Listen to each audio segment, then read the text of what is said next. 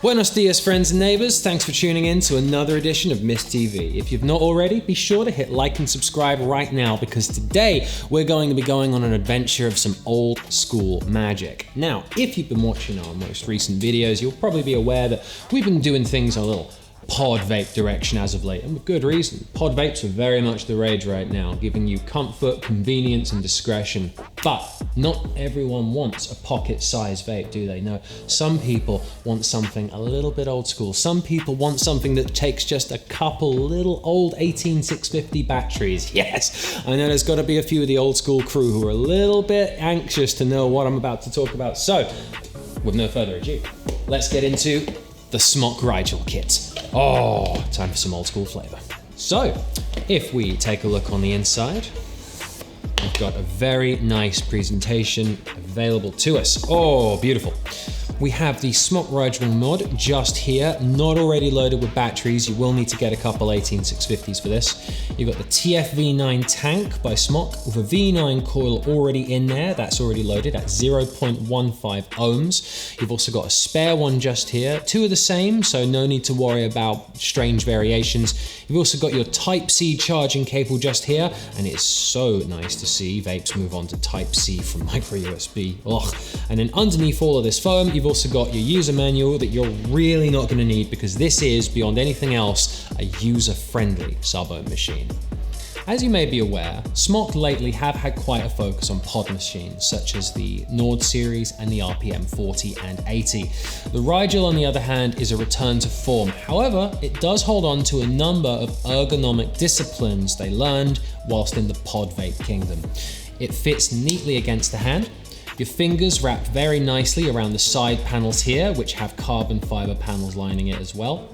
The buttons are fully within reach, both the fire button and the wattage controls just at the base here. Also, a very welcome feature, you'll notice that the entire exterior of it, except for the display screen, is covered in a kind of flexible, thin rubber material. Feels really comfortable against the hand, prevents the sharp steel sting in the middle of winter, and also you'll find it doesn't really cause any kind of serious damage to your countertops should it take a heavy plunge downwards. So it's a very minor thing, you don't notice it right away, but it is a welcome feature and does show that SMOK have sophisticated themselves somewhat in regards to how their big and chunky mods are going to look. The SMOK Rigel Kit has a size dimension of 44 by 29 by 88 millimeters, and also weighs only 103.5 grams when empty. So whilst it is bulky, you're not going to find that it's an incredibly unwieldy machine by any means. Its power output spans between 1 to 230 watts, meaning it massively outpaces classic SMOK devices like the Alien 220 and AL85. So what you have here is a thin, lightweight, large somehow device with more power and less weight than previous units. The Rigel Kit is a return to the days of loud cloud. However, they've also made sure to produce an efficient and streamlined simplicity machine. You may be aware that in the era in which this kind of machine was king, TC, or temperature control technology, was quite a big fad. A lot of people found these modes a little bit frustrating because frankly, not everyone was rebuilding their own coils. So what SMOK have done with this device is they've just stripped away a lot of the dross. They've separated the wheat from the chaff. So what you have here, if we switch it on, is you've just got a very simple wattage mode. Goes anywhere between 1 to 230 watts. No chance to accidentally get lost in any strange, confusing menus and then having to go into a vape shop and say, what's bypass mode? I don't know how to get out of it. No, the only thing you can accidentally do here is change the color of the menu, which is a nice feature. So nothing to worry about. But it would be remiss of me to try and talk about the SMOK Rigel Kit without also taking a moment to focus on the fabulous SMOK TF-V9 tank.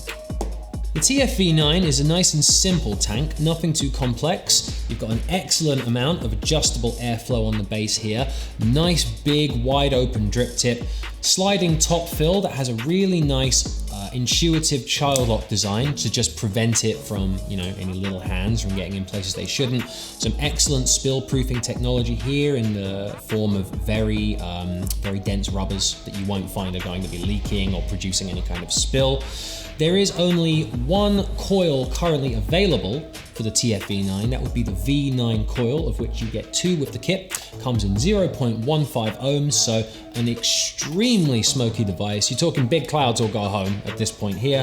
The fact that there's only one coil for it, a little bit disappointing, but at the same time, it does mean if you like the first one, you're gonna like the second one, and it's just gonna be consistent hits every time. Now, as I mentioned at the beginning of this, the Rigel kit does not come with 18650 batteries.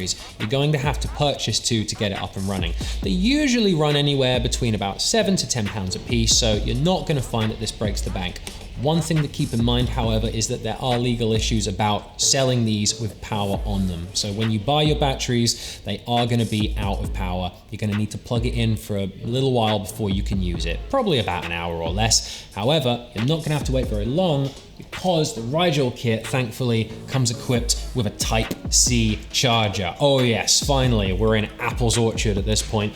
No longer do we have to suffer with the micro USB cables, of which you probably have 7 or 8 at home and maybe 2 of them work. So it's nice to know that we finally moved on from those terrible, terrible times. But all that science out the way, let's get to the part that really matters, using the damn thing.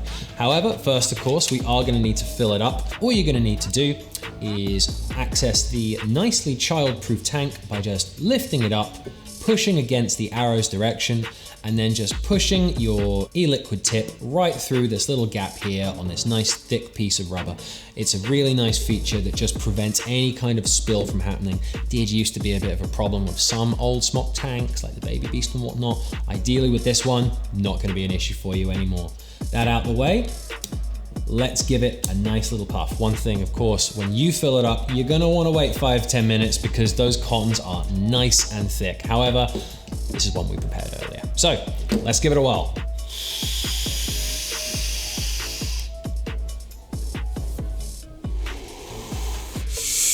Lord have mercy, that is a welcome return. That's not to say that SMOK's pod sub-ohms aren't satisfying, but oh, they don't hit quite like that. They don't have quite that airflow. They don't have quite that drip tip. That is nostalgia town. Let me just go back to Flavor Town for 1 second.